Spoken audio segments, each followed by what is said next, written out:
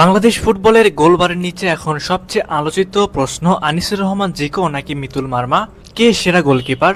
অভিজ্ঞতা বনাম উদীয়মান প্রতিভার এই লড়াইয়ে দুজনই নিজ নিজ জায়গায় দারুণ পারফর্ম করেছেন, কিন্তু শীর্ষে জায়গা করে নেওয়ার দৌড়ে কে এগিয়ে, এই বিষয়টাই যেন এখন সবচেয়ে বেশি আলোচনায়।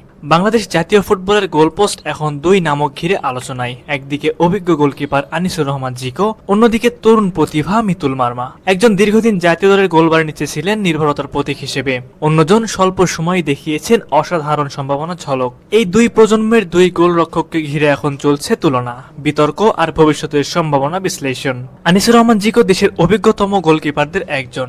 জাতীয় দলের হয়ে তিনি এখন পর্যন্ত খেলেছেন ৩১টি আন্তর্জাতিক ম্যাচ। তার রিফ্লেক্স, অভিজ্ঞতা ও মাঠের নেতৃত্ব গুণ তাকে দীর্ঘদিন কোচদের প্রথম পছন্দ হিসেবে পরিণত করেছিল।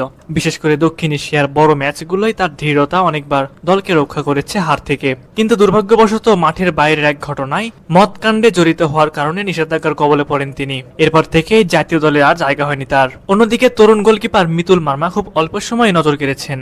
জাতীয় দলের হয়ে এখন পর্যন্ত খেলেছেন মাত্র 4টি ম্যাচ, তবে প্রতিটি ম্যাচে তিনি দেখিয়েছেন আত্মবিশ্বাস ও চমৎকার গোল লাইন দক্ষতা। গোলবারের নিচে প্রশংসা কুড়িয়েছেন কোচিং স্টাফদের এবং দর্শকদের কাছ থেকেও। অনেকেই বলছেন মিতুলি হতে পারেন ভবিষ্যতের গোলবারের পাহারাদার। তবে প্রশ্ন থেকেই যায়, এই মুহূর্তে জাতীয় দলের জন্য সবচেয়ে উপযুক্ত কে?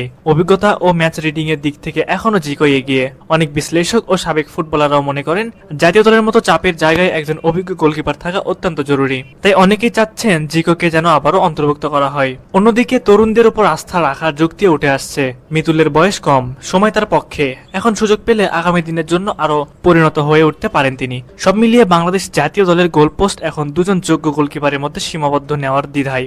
একজন হলেন অভিজ্ঞতার প্রতীক, অন্যজন আশার আলো।